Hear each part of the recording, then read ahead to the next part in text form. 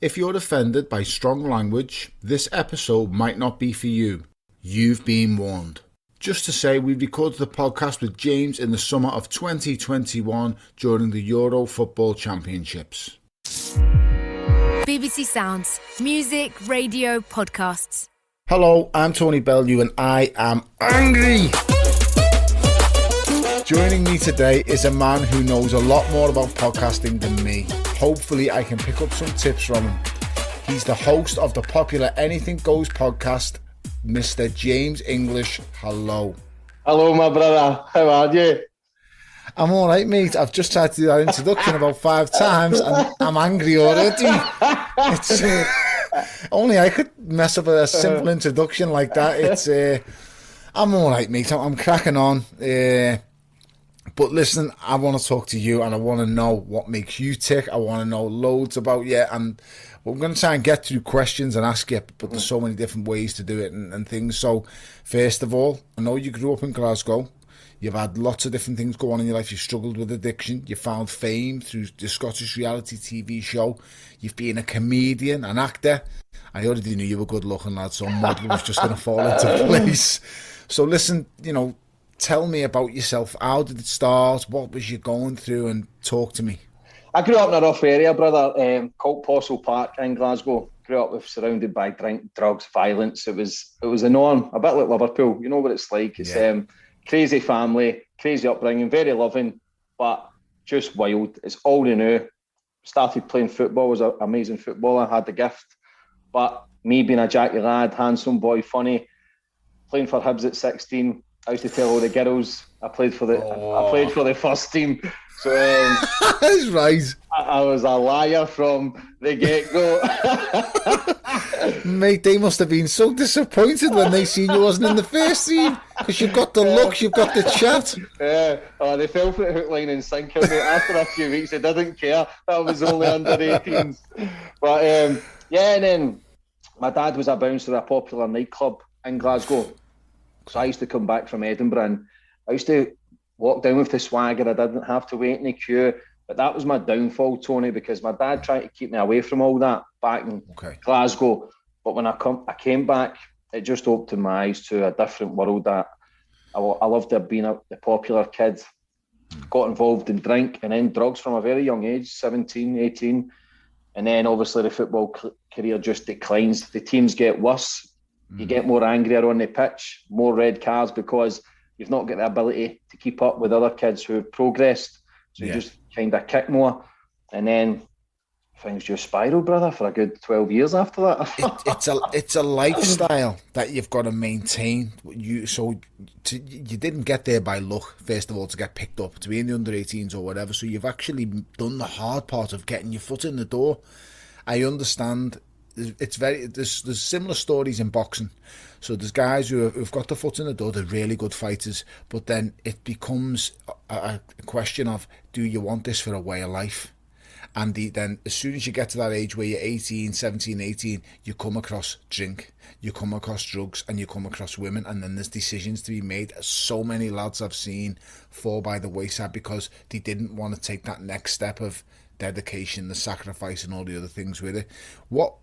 At what stage did you think, I just don't want to do this, or I don't need this? Or was you one of them ones that thought, I can drink this, I can take that and get away with it because I'm good enough? Because I've seen them as well. It's two different sides to the sword. I never ever thought I was good enough, though, from the get-go. Okay. I never had that mindset that I have now, that I believe in myself so much. Like, coming from my area, it was always, you'll never make it, you'll always fail. That there's not many people who make it, so it's hard to have a blueprint to get out. Yeah. So I never ever had that belief. I had a certain belief that I had the ability, but I always thought I was the weakest person in the team, even though I was always getting picked. I always thought I was always it's weird, but I was the fastest, I was the strongest, but I still always looked at other players and thought they're better than me. They're better. Yeah, and it used to get me down.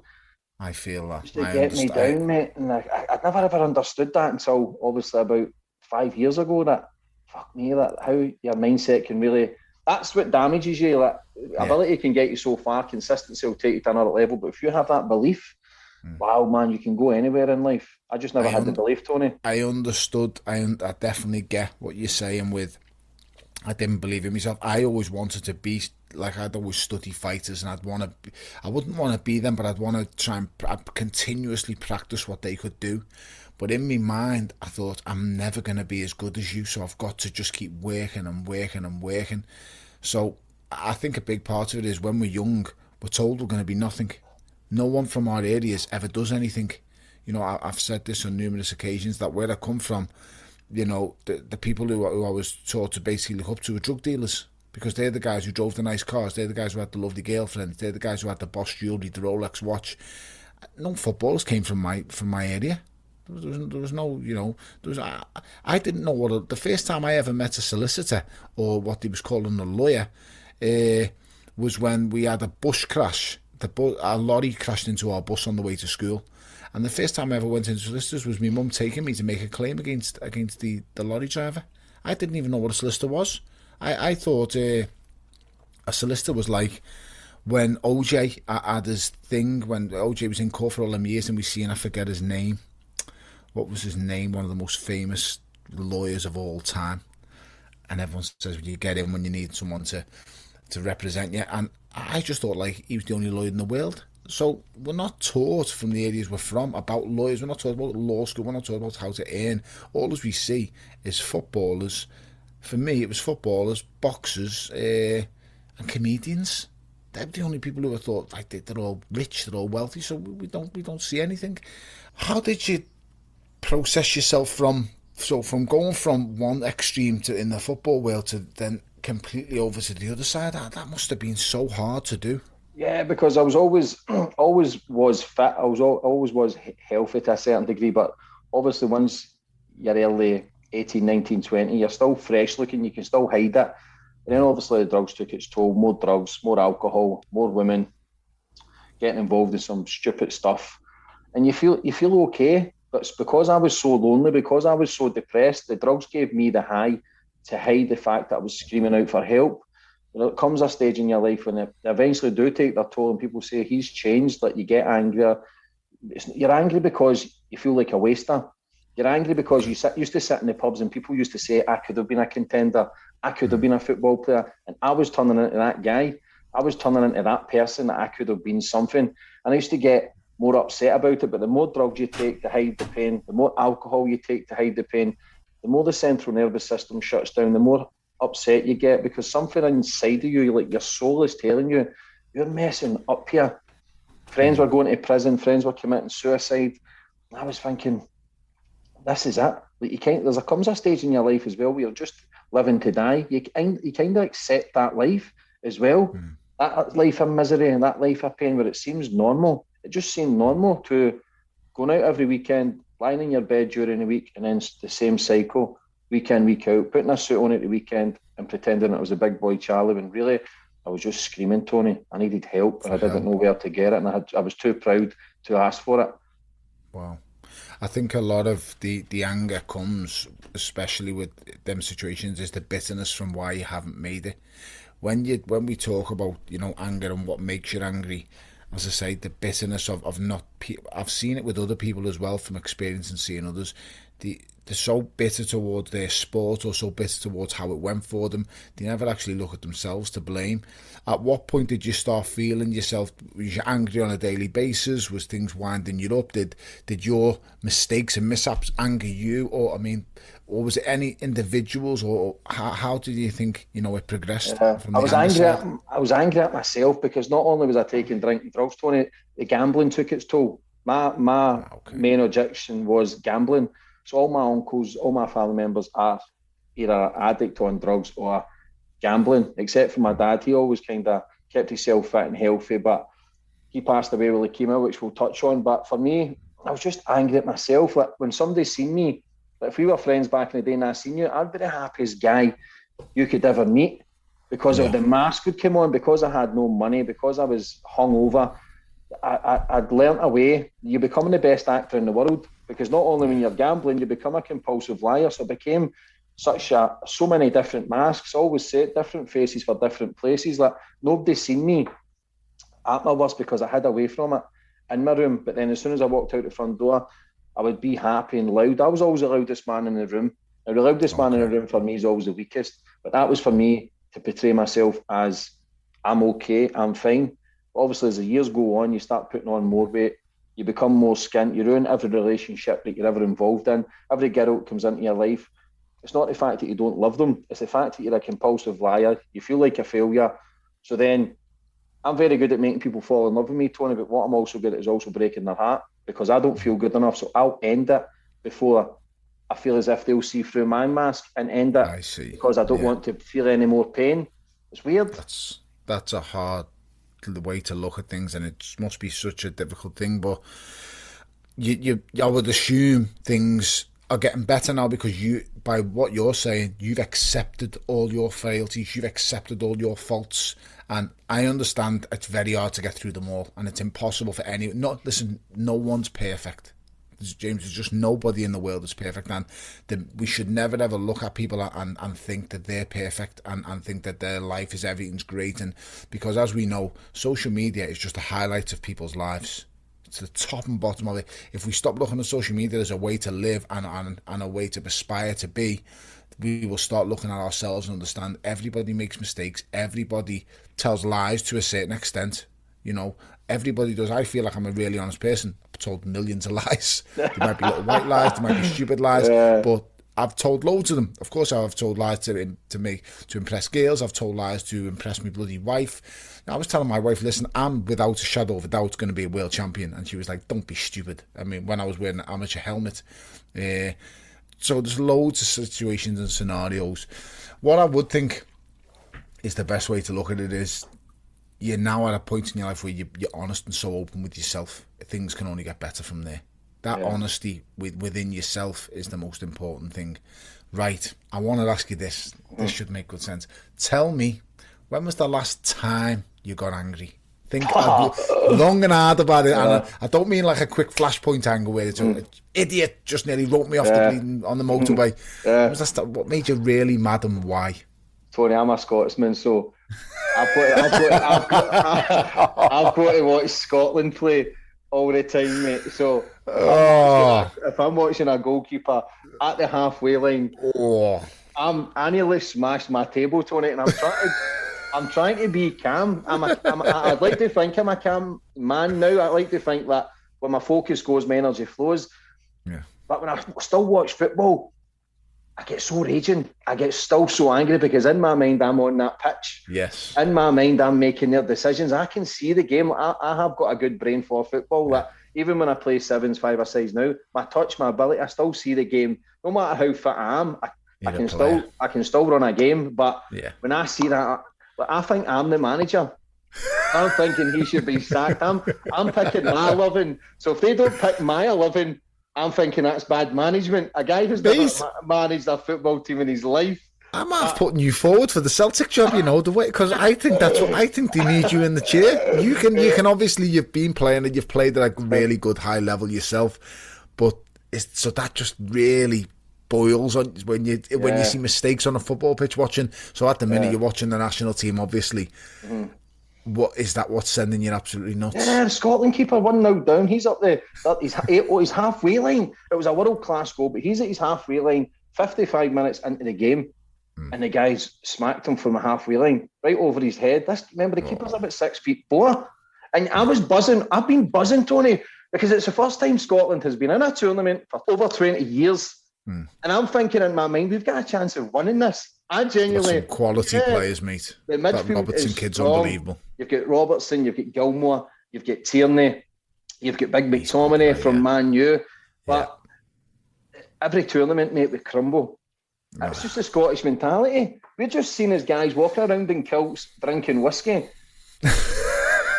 Honestly, every tournament. Mate, they've got some fantastic players. That Robertson's unbelievable, mate. He is a serious left back, that boy. He is just really, really good. It's just horrible that he plays for Liverpool, but he's a player. Tierney, that McTominay, there's quality all over the place. So I can only imagine how angry you must have got when you seen that happen. Because you're thinking you're going to win. I genuinely thought we're going to win today 2-0. We're getting to the England game, no much pressure.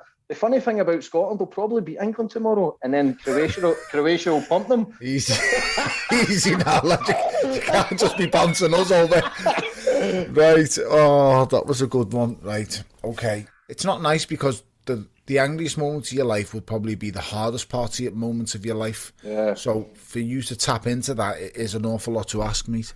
Yeah, but that's at your weakest moments, and to be truly vulnerable and to truly heal in life, I believe you've got to be honest and upfront. Like, one of the hardest was when my dad died, Tony. He was 23. I got out of prison. I got a sentence. I took a car chase, crashed out the coppers, and then got out of prison. But my cousin had a wedding in Cyprus, and I couldn't go. I was on tag, but my dad wasn't well.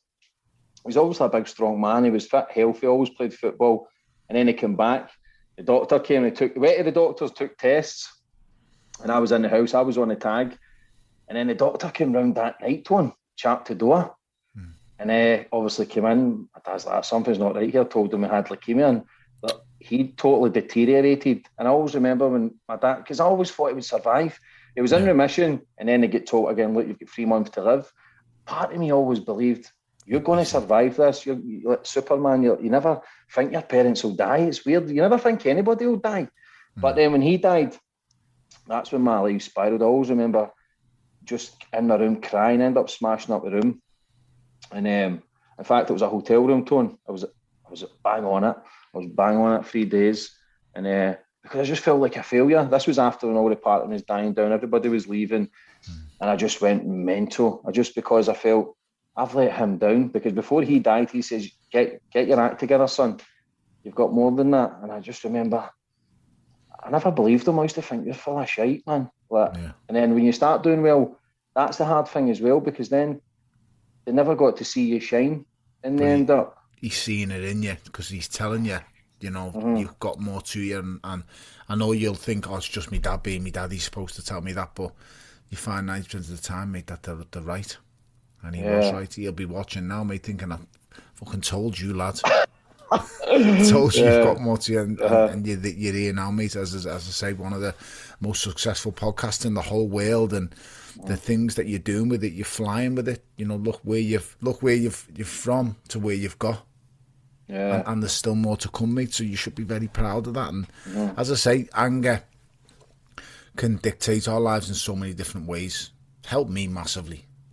Obviously punching people in the face, mate, and getting angry about it is just a given, and I love doing it. But looking at different things and how it comes about, and then ultimately how you use it, you feel like you've ever used it to your benefit? No, it used to destroy me, Tony, because I feel everybody's empathy and sympathy. I'm a soft-hearted guy, but I'm very soft. Like, I've always portrayed a character where I feel as if I don't care, but I'm always soft. Like, people's actions or words against me can hurt me, can affect me. Not as much now, as I've learned that, okay, people are in their own battles, understand it's a reflection of them, but you still get vulnerable. And I get scared now, Tone, that because I've created so much in such a short period of time by staying off the drink, the drugs, the gambling, I'm very good at self-sabotage, because you've got a lot of good things happening. Sometimes I don't feel as if I deserve it. So it can be difficult. But right now, I do yoga, I'm running, I'm trying to eat better, but I'm human, but I'm not, I used to, when people cut you off on the road, I used to be beating the horn, but I don't do all that anymore. I never knew how to utilise anger or frustration. It's an energy where you can use it. Same as fear now, so I'll use fear. A lot of people stay in a very small box now. They can't utilise fear. Everybody's drugged with fear now. That's why it's so easy to be successful just now, Tony, because so many people are weak. And it's not a discredit to anybody. It's just the way the society is, through phones, through news, through media, that people are weak just now. And for me, I thrive on hate. I thrive on. Every time I level up, there becomes a new wave of hate. I thrive on it. I genuinely made myself stronger. I've made myself more thick-skinned to understand that, okay, I know what needs to be done. Understand that we're all struggling in our own way. If somebody else is hating on me, it's not that they're hating on me, it's that they're hating on themselves. So for me, it's to you. I don't get angry as much, not especially when I'm sober. All this anger used to come from come downs and the booze, or losing money into bookies, and I don't do all that stuff anymore. My anger comes from and frustration from not hitting certain targets or hitting goals when I should to. I get myself down, but it'll make me kick on again. I always raise the bar consistently. I know exactly where I'm going. I know exactly what I'm wanting. And everything I said 3 years ago, I've done, Tone. This is only the beginning. I've only just scratched the surface to where I'm taking this game. Fantastic. It's right what you're saying. The modern man and even the modern lady now has been diluted. And hate is such an easy thing that everybody seems to be tapping into. And it's crazy that no one, not as you said before, I wouldn't say it's easier now to be great. But what I'd say is greatness now is shown a lot more. Remember years ago, everyone would be doing something good or this and that, but the minute someone does something good now, it's out there in social media world, it's out there and it's all over the place. Whereas years ago, when someone was doing something good, social media, no one really knew. It was only your word that would get you there. Not everyone wanted to open their mouth. But if anyone does something good now, I'm sure someone's either got a phone out or someone's messaging someone about something else, or there's just so much going on. Yeah. You've spoke to world champions, you've spoke to some very heavy individuals, criminals and things like that, mate. You must have a few times, because listen, I've listened to some of the podcasts, I've listened to people, and they've wound me up. And like, as I say, I always get angry at the slightest thing. And I thought, how can he say that? You need to... But then, has any of them guests or any of them people ever said something that has really infuriated or got you angry and you thought, how could you say that, or how could you even think to do such a thing like that? Yeah, of course. Look, I've interviewed 200 people, so people are always going to push their buttons. Everybody's got different opinions, but my job is to let people tell their story from their side. I don't challenge them. Okay. I just let them tell their story, get a bit of understanding about the guest. Like, I've interviewed murderers, bank robbers. It's for people to understand them. The people always ask me, are you scared? Of course not. What I see, Tony, is vulnerability. I see weakness, because any man who holds a gun or a knife, it's not because they're game, it's not because they're gangsterish, it's because they're weak, because they're so scared, they've been so broken that anybody that holds a gun or a knife is to protect himself, because they don't want to feel pain anymore, so they deflect pain onto others. So when people are talking to me about their stories, what they've done to others, it can be hard and it can be infuriating. I've interviewed people that talk about some nasty stuff, but I've kind of got to be professional. I don't really challenge anyone to that sort of thing, because it's to just let people tell their story. So sometimes I think... Don't get emotionally involved. Yeah, because then it'll ruin the interview, and then the guest will close off, the barriers will come up, and I'm not able to connect as much. Okay.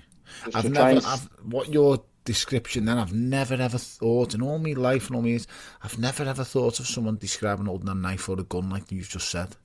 And that makes so much sense.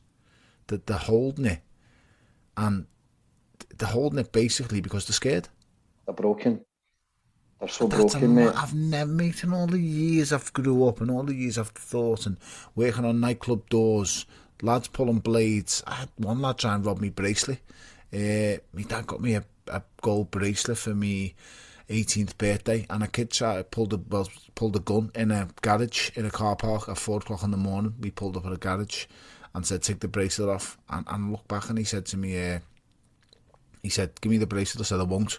He said, I'll shoot you right now in this garage, outside the garage, because the garage was one of them ones where, remember the trays they pull out and then you have to order what you want and they put the tray back in. It was outside the garage like that, so he knew he was sound behind it. And I said, well, you're going to have to smoke me, or I'll tell you what, you can fight me for it. And then my actual friend, my best mate, got out the car, come over to this kid, and he knew him. And he was like, what's going on? And he said, Neil, he said, is he with you? And I went, yeah, that's my best mate. And he was like, oh, lad, you're lucky. And I said to him, I'm not lucky. I said, it still stands. You can fight me for it if you want. I said, you're not getting the bracelet off me unless you literally smoke me. When I look back in hindsight, what a stupid thing to do. But what you're saying is such a spot-on thing of, he's carrying that because he's scared. He's carrying that because he's a coward. Yeah. It's just... I've never thought of it like that. Yeah, because everybody I've interviewed, every bad man, Tony, everybody's born good. I don't care who you are, I don't care. Yeah. Everybody has been born. If you put a kid of any colour, any religion that they've been raised with, if you put them at birth, there's no one, if you just stay with them in the same household with nothing, no upbringing of sports teams, religion, race is not in the picture, the kids would get on. It would be all love, it would be all, it's how things are raised. So everybody that I've spoke to, murderers, bank robbers, listen, I've interviewed billionaires, Tony. I've interviewed entrepreneurs, world class fighters, sports stars, porn stars, politicians. Doesn't matter who you are in the background. Everybody's got one thing in common, and that's they're all battling. Now, every gangster I've interviewed, every single one have also got one thing in common. Everyone has either been bullied or abused when they were younger. Every single one. So holding that gun and a knife is a defence mechanism. They don't see it as they're doing any harm because they're broken. They want to hurt other people. But then once they start drilling fear into people, they understand that people don't hurt them anymore because people are scared of them. So then they get used to that kind of role where they've got a bit of power, they've got a bit of fear, and they feel protected, but every day they're still scared. Every single day. I would assume then people have all that gone through the anger and stuff and all the things that have gone on in their lives would be very, very hard. I could only imagine some of the stories that you've listened to and heard. Just truly unbelievable. I'm happy that's opened my mind up to think about people, carrying weapons, carrying guns. It's unbelievable that, to look at it like that and give it that kind. I've never ever thought of that from that perspective. Because when everyone's got a piece or everyone's got a knife, they automatically think he's there to do damage. Yeah. He's there to do this or he's there to do that. But when you put your terminology to it, he's actually just scared. He doesn't want no more pain. Mm-hmm. He doesn't want no more trouble. He doesn't want to be angry. He just wants to be safe, protected, and I'd say left alone, but obviously they don't because he's carrying something like that. Yeah, but of course. He just wants to be, he doesn't want no more pain. Yeah. Unbelievable, mate. Unbelievable. There's been some fascinating stories, and I feel like I've already learned just in this podcast me and you are doing now, and from the experience you spoke about, that's definitely going to stick with me forever. The way your terminology, you've just put that to me about that will literally stick with me forever. Right. At your point when you was playing football, and you must have always dreamed, I'm going to play for Celtic one day. And the thing is, you've got your foot in the door. My little baby boy's got his foot in the door at Everton Football Club now. What was driving you? So when you were turning up at training every other day and you was improving as a player, what was driving? So even when you look at football now, I can just picture. I know you're still a good player because it gets you angry. I know you're good because you're angry about it still. I don't get angry about football that much no more. Only until a referee actually does something stupid in the game. That's what sends me crazy. But I don't get angry at the players anymore because I could never do what you get angry about it because I think you must be feeling I could have done better myself. Yeah, I get that. That's why some games I don't watch, because I used to see Dan Fletcher was with us at Hibs at one point before he signed for Man U, and it's difficult. It's hard because I still dream about football, Tony. I still go to football matches and I feel as if just shout me over the tannoy, tell me, just strip me up. It's in my blood. It's so, and I always try and get away from it, even when the Old Firm games are on.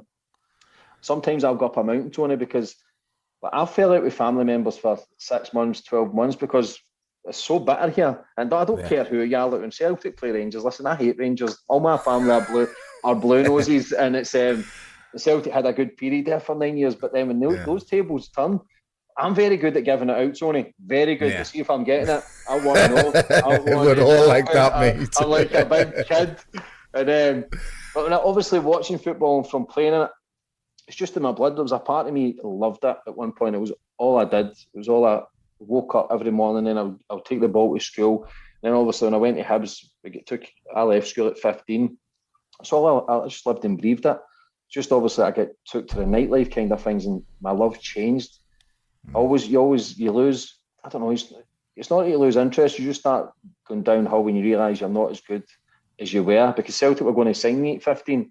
I was playing up a place called Peters Hill, and we ran a mock, we won 2-1, I scored, set up the other goal, and I just had a good setup at that time. I think it was big Yogi Bear was playing centre half for Hibs, and Alex McLeish was the manager at the time. So it was a great setup. There was a lot of young boys coming through, and it just seemed right. It was a great setup. There was a thing called Happy Hibbies. We used to sell Happy Hibbies at half time. It's like lottery tickets, £1. But I used to steal. Me and another kid from Springburn, we used to steal another book. So when we were selling a tote, we would give them a ticket out the other book. So we would put the other book back that nobody could win when they went in the drawer while pocketing all the money that we'd made. So we'd make like 30, 40 quid, but they found out that I was stealing. And then obviously they says, look, we can't handle that. Yeah, and then they started leasing me out. And then things just started changing there. And it was because I was from the rough area, like all the kids' fathers would have the big cars and that. And I always felt like an outcast anyway. A lot of the kids on private schools, like I never had the new boots and that, Tony. Like I used to have blisters every game. So I always felt that an outcast, and then when I was stealing money, that was just icing on the cake, as if to say, I told you so. Gives them the opportunity to lash you. It's always the chance, mate. I know. It's always the chance. Let me hear another story of when you've been really angry. Come on, you've got to think.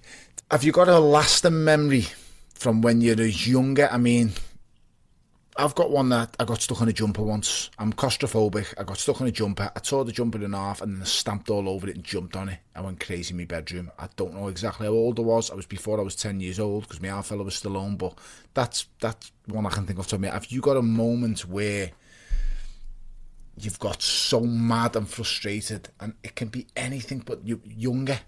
Because the thing is that anger you now are different to what would anger you when you were younger. Because what we anger us when there's now, a traffic warden, we don't even care about traffic wardens when we're kids. But as a young'un, what annoyed you then? Oh, it'd have been my sister, Tone. Like, she was a pain in the ass, mate. Like, she was older, but because I used to always set fires, Tony. So we had I was a proper firebug. What we used to do is phone the fire brigade, and they used to come and put out the bins, and then we jump on the collar, hug you. Yeah.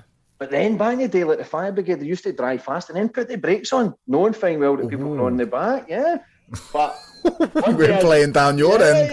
Yeah. Some days set my mum and dad's carpet on fire. I was always like, my mum had flowers on the old fireplace, and I used to take them out and burn them and put it in the fire and burn them and then stick it out the window. But what happens is my sister burnt the carpet with her hair tongs. Yeah. I was in the room, I had bunk beds at the time. I seen it. And what happens is my mum's seen the hole in the carpet. Yeah. Says to my sister, what this at? She's fucking blamed me. I have got leathered, Tony. I'm talking about a beating. And I'm shouting, no, because I was a little shit anyway. So no matter what I says I'd ever done, nobody would believe me. I'm shouting, it wasn't me, it was me. I'm crying. I'm thinking, you dirty. Like, she's just got me a proper beating. Do you know what the funny thing is? Yeah, she has got my mum, honestly. Because back then we never had much. You were lucky enough to have a carpet in your house. Yeah. So when you've got a big hole in your carpet, then you're fucked basically. So she's blamed me because she knows about my mum. Listen, I love my mum to bits, but she was wild back in the day. Yeah. She's put the daddy onto me. So I'm thinking, I don't even think I was angry. I think I was just more upset that I'd just been leathered for something that I didn't do. And that stuck with you all these years, the one good ad you got. Yeah, because she's never admitted it. And you didn't do. Yeah, and even she still doesn't have it now. Yeah, I always remember that. I was only about 6 stone. Oof. And I always say to her, I always bring it up at Christmas time and that. And she'll still deny it. And then I think to myself, as the years go on, maybe it was me. Wasn't you, lad. You seen her. She put the air tongs down. It burned the carpet. Don't accept it when it's not your fault. It wasn't you. But I'll tell you what, lad, if that must have been some hiding for it to stick with you for that long. Yeah, it was, man. Right. I want to learn what you've learned from all these experience, whether it's the anger of losing your dad, which must have been extremely tough, whether it's the beating you got for your sister's wrongdoing that you didn't do, by the way. But listen, I've enjoyed all of it, but just tell me, what have you learned from them experiences? I mean, it all comes down to responsibility. Every party, it's probably still all me to some degree, even the party. Do you know what I mean? I shouldn't be setting fires previously to my sister burning the carpet, and I should have listened to my dad. So it's all about responsibility. Every time I'm angry, it's because of me. It's my repercussions. It's my responsibility. And like I say, it's to utilise that and use that as fire and not get angry. But I am a human being. I still get upset. I still cry. I'm still vulnerable, still insecure, still lonely, no matter how well I'm doing.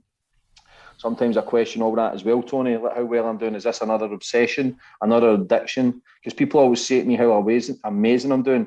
But I walk away, Tony, and I think, fooled you, because I still don't feel good enough. But does this become another mask where people think I'm doing something in my life where I'm still battling within. So everything that I do and everything from the past, listen, I can't change the pain of the past, but what I can do is learn from it, Tony, and that's where it separates me from everyone else just now, is that I try and be as honest as I can be. I'm not 100% honest. I still talk shit sometimes, but it's to utilise it as to my advantage. That's why I can connect with guests at so many, like, we've not even scratched the surface of my own life story, but I've been there, I've lived it, I've seen it, I've been involved in it. And that's why I can connect with every single guest, because every single guest, there's no manual of life. Nobody tells us how to do it. It's just, we're all winging it. Everything's, we don't know what's real or what's fake. Like, it's just about finding some balance in your life. It's not, as long as you're not harming anyone, as long as you're trying to put good into the world, then so be it. But the beautiful thing about life, Tony, people can make changes. People can better themselves. And no matter how old you are, whether it's 20, 30, 40, 50, whatever, there's people making changes at 70 and 80. That's a beautiful thing from it. So for me, from the anger back in the day, I still get angry, but I don't let it fuel me for 2 and 3 days when I'm feeling raging. So I used to lie in my bed sometimes and just get raging at certain things, but now it's life goes on. I've got kids now, I'm doing well, so it's about just go on, move on with it. That's amazing. I think it's very good. Do you have any moments where you've regretted getting angry over things that, well, of course we all will have, but the anger has been, you know, sometimes there's been where you've got angry and it's been a positive thing in your life? Of course, man. Like on a football pitch, I used to get angry all the time because I used to always get scared of people watching. So I always felt as if I had to kick that extra wee bit more, or trying and impress people watching, lift that elbow, just throw in little digs, and used to get angry. That's why I'm still scared to play football now at 11. I'm scared that I get sucked into the banter in the dressing room. It's all parties and gambling and fighting and arguing, and I love it. Like, I can watch a game of football and my feet's still going, my head's still going. I'm still trying to jump up, but when the ball's up in the air, I'm moving the head in that. But because there's teams want to, I miss lacing up the boots, but what I don't miss is the feeling after it. Room. Yeah, and yes, I'm angry, Tony. I'm angry, man. Like I'm up for it. Like it's like what? Do you know what I mean? And I can't sleep if we get beat. I can't sleep. It's weird. That's even I'm hitting nearly 40, but I still feel that get angry. I think a part of that's because you're a winner. You're a winner deep down. That's why you're striving to do what you've done. At what point did you think that starts to come in? Because as we've talked about before, you said I didn't feel like I was good enough, or didn't feel where I was going with what I was doing. I just didn't feel complete in myself, and that's down to you as a person. You know how you, because no matter what's going on in the world, no one can change how you're feeling. That's the biggest thing for you. At what point did you change? Did you hit a turning point and think, I can do this, I'm going to do this? You know, when does the anger just stop? You know, do you think I've got a positive? What was it? Where did the big change come from, and how did it come about? I was seeing a girl when I was 29. We had the deposit for a flat. I'd stopped gambling. I'd made changes then. I was listening to a lot of motivational stuff, Tony Robbins, Les Brown, old school motivational speakers, and I was making changes then. I stopped drinking for 4 months, but I stopped gambling, started seeing a beautiful girl. We'd got a deposit for a flat. 2 days before we were going to get the flat, I ended up going to the bookies and rattling the 1,500 quid. What happened is, but I've never met a girl like this. Like I went home, she was gone. I never seen her again. But what she left, a book in the bed called The Power of Now. I read that book, Tony, it changed my life, man. It was all about living in the present moment, because I was always living in the past. Okay. Now, if you live in the past, it's full of fear, guilt, anxiety, depression. The brain can't multitask. So it's about living in the present moment. It was the first book I ever read. And then I listened to the audio book. The guy, Eckhart Tolle, he's got a weird voice. Like, I kept falling asleep listening to it. And it something opened my eyes. Like everything, all the bad shit that I'd done in the past, the 29 years leading up to that, every relationship broken down, made me understand that I was to blame. I was the wrong one. Everybody was to blame in my life. Every single person. I was the arsehole. I was the idiot setting fires, what to cause it, and just be a jacky lad, when really I was a loser. I was a full-scale loser. Read that book. I went to GA meetings. I went to AA meetings. I was never an alcoholic, but every weekend would lead to taking gear, cocaine and gambling, and then started learning about the mindset. I started reading more into where addictions come from, neural pathways, started understanding how you can change, how you understand emotions, understanding past traumas, breaking the connections. And then I got my first ever job, Tony, as a personal trainer. First ever proper job at 31 since I played professional football. And within 6 weeks in the job, I was head PT. I was in charge of 20 other personal trainers. I was flying. I was buzzing, high on life. I was loving life, Tony. I swear to God, I was buzzing. And then I thought, I'm going to go to America and do motivational speaking. And I thought, I'm out of here. I went to LA, and I was going to get booked into universities. I love the Scottish. I had a couple of contacts. But while I was there, I was 90 days I was going for. And then my auntie died, like 28 days in. And then I came back, round all the family, and I ended up having a drink, Tony. Oh. 1 year I ended up going, 1 year I went missing again. Wow. That was me nearly 2 years off it. I totally went missing. That's where the self-sabotage comes in. Just maybe that I wanted to come back. I didn't need to come back for the funeral. I spoke to my auntie before she passed. She understood. But part of me was maybe scared that I was maybe doing too much too fast. Yeah. So I came back on the self-sabotage. The self-sabotage totally kicked in. And then it took me a full year to get my stuff back together. And then now here I am, over 3 years, and everything else that I've created, documentaries, made a homeless documentary, slept in the streets for 7 days at Christmas, changed lives, and we're still doing work with that. But see, when I done my homeless documentary, Tony, part of me questioned it, was I doing it because I want people to like me, or was I doing it for the greater good?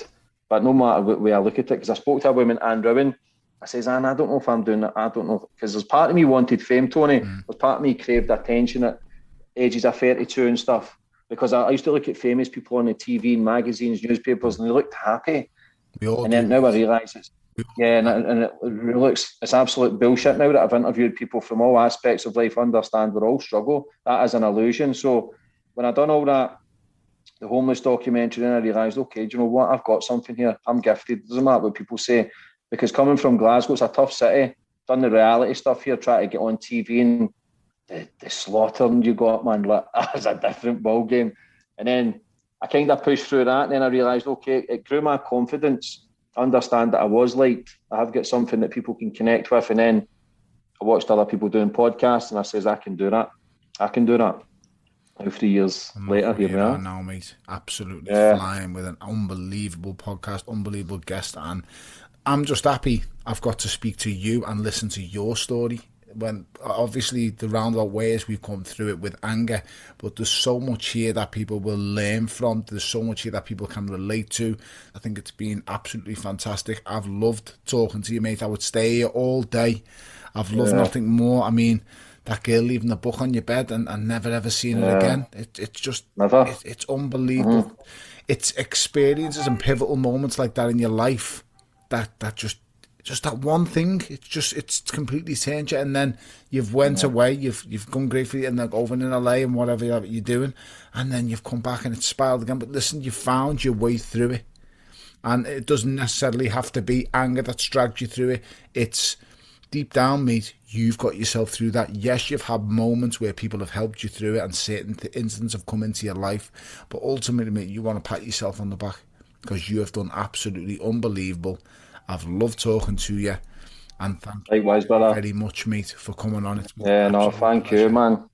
You've done amazing, brother, and I can't see where you go the rest of this journey, mate. You're amazing at talking as well. And I just want to say thanks for coming on my own podcast, mate, and sharing your story. Guests like you, it makes other guests want to come on. So absolute listen, pleasure. mate, I'm truly grateful for that, mate. And I've always got your back. Sending love as always, pleasure, brother. my bro. And listen, we'll have to catch up and we'll have a shandy next time. Definitely. Yeah, no shandy for me, mate. It's a non-alcoholic shandy, by the way. Listen, brother, thank you. It's lovely to speak to you, mate. Thanks very much. Likewise, mate. See you soon, Speak to you soon, brother. Love you, brother. See you soon. Bye. If you've been affected by the topics discussed in this episode, you can find support and advice on the BBC Action Line website at bbc.co.uk/actionline. Thanks so much for listening. You can go to BBC Sounds to find more episodes and subscribe right now. That means you won't miss our next podcast with Wayne Wazza Rooney. I've gone round every door in the house and punched a hole in it. And then the last door I've got to, I've booted it, and then my leg got stuck in the door. I'm standing on one leg and falling over and trying to get my leg out the door. And then I remember just sat after it thinking, what am I doing? What am I doing?